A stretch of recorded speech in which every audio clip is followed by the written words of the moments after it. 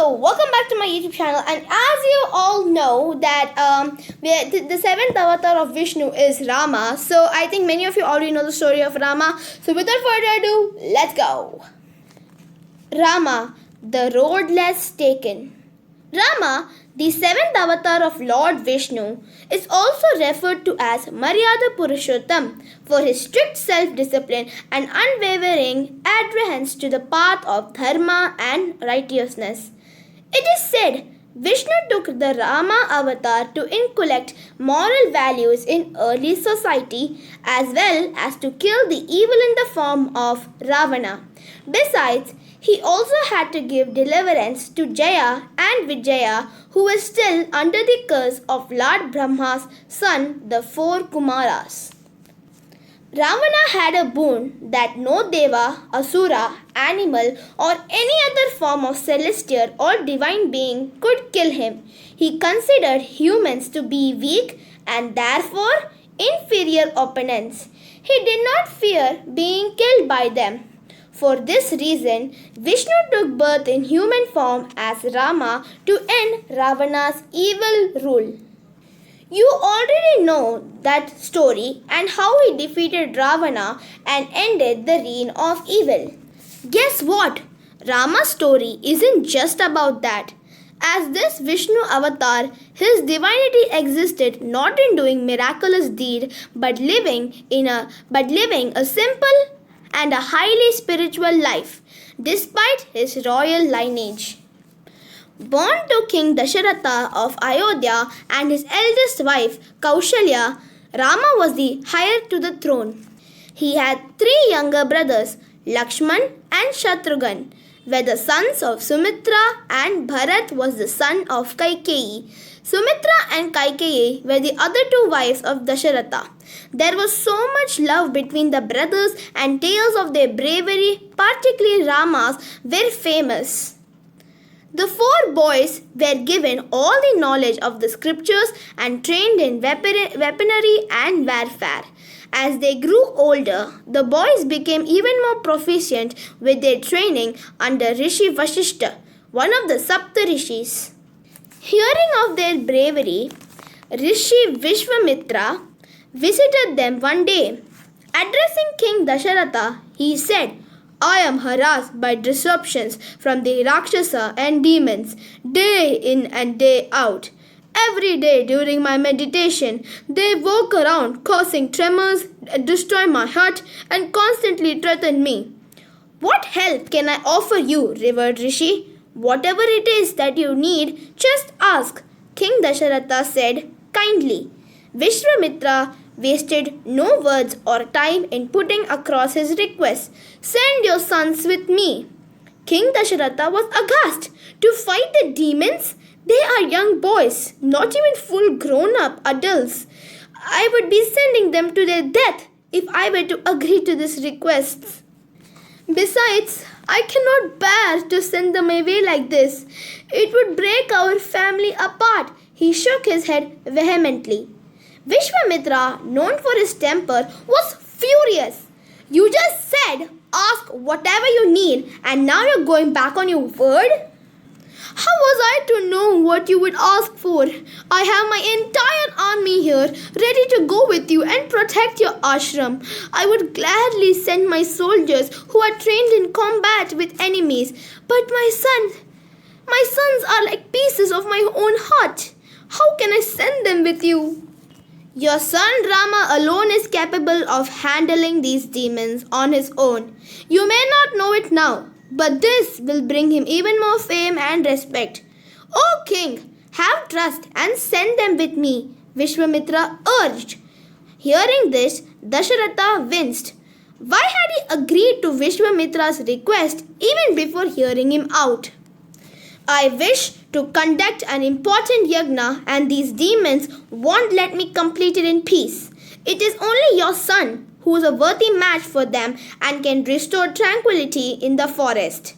Much against his wishes and only upon intervention from Rishi Vashishta, Dasaratha finally relented and Rama was sent with Vishwamitra. Unwilling to be parted from his elder brother, Lakshman too went with them. On the way to the forest, Rama and Lakshman focused on understanding the lay of the land. They would have to go several days without food or water. The rishi warned them.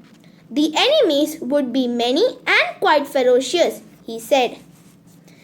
Rama and Lakshman listened to his instructions carefully and nodded their heads in acknowledgement.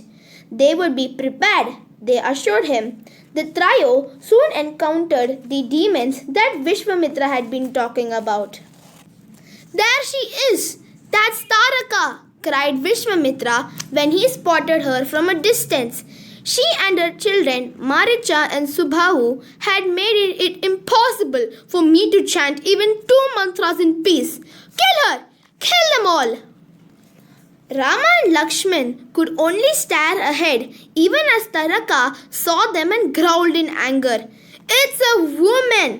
The demon harassing you is a woman!" Lakshman blurted. The 2 boys looked at Vishwamitra in surprise. "What is it? Why aren't you stringing your bows?" Vishwamitra asked anxiously. Rama looked at the demon charging towards them and stepped back. He lowered his gaze and replied to Vishwamitra, "We apologize. This will anger you, but it is a woman. We cannot attack a woman. That too, one who holds no weapons in her hands." Vishwamitra threw his hands up in despair. "A woman or a man? A demon is a demon. You must kill her and restore peace to the forest. And as far as weapons are concerned, she needs none. She breathes fire and throws anything she can get her hands on." No sooner had the rishi said this that boulders began raining on them. Rama raised his bow and shot off several arrows in quick succession to block the volley of stones and rocks. Seeing this, Taraka became even more furious. "I will eat you up alive, all of you," she growled and prepared to hurl bigger rocks at them. But the 2 warriors had already taken position. Instantly, Rama and Lakshman shot arrows at the demon, cutting off her arms. They were still hesitant to kill her and hoped to weaken her enough to make her retreat of her own accord. But Rama had underestimated his opponent. Taraka, with her ability to transform herself, became invisible and continued raining boulders on them.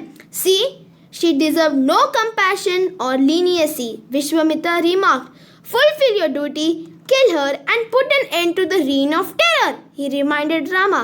Rama nodded. He closed his eyes and, following the sound of her footsteps, shot an arrow into the wildness around them. With a blood-curdling cry, Taraka crashed to the ground. Her fall caused the earth to shake. Birds and animals ran amok at the terrifying noise.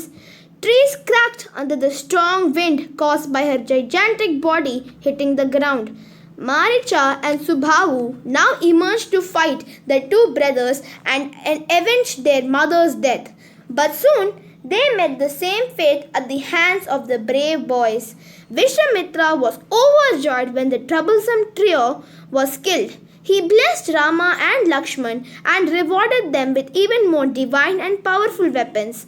Much to the delight of the rishis and the gods, the yajna was completed without any interruptions.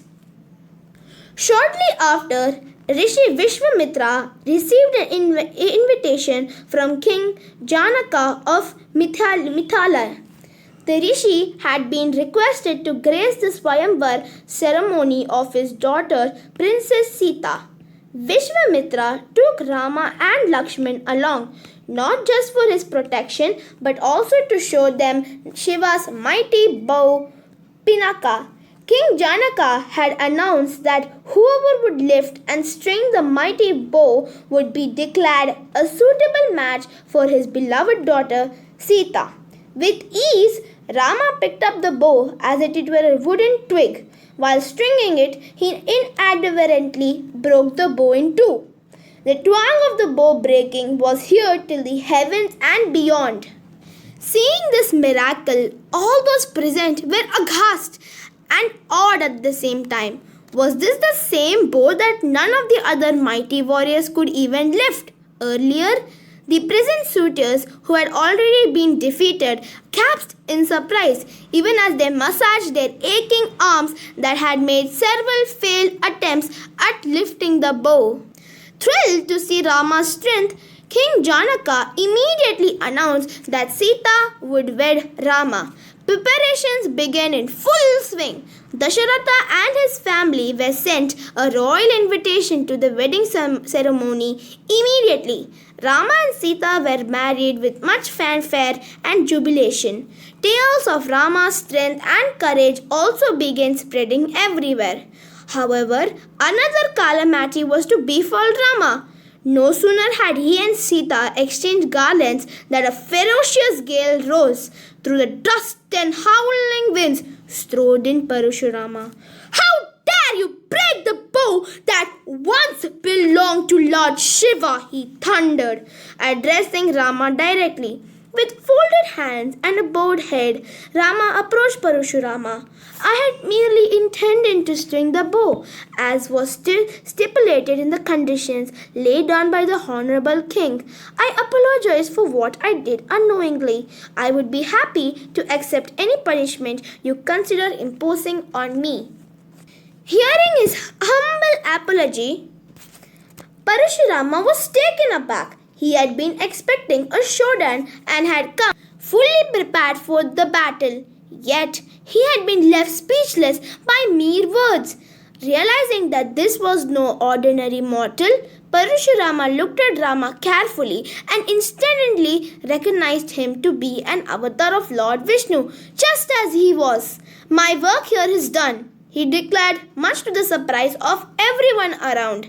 I shall retreat to Himalayas until I am called for again. He turned around and walked off. The end.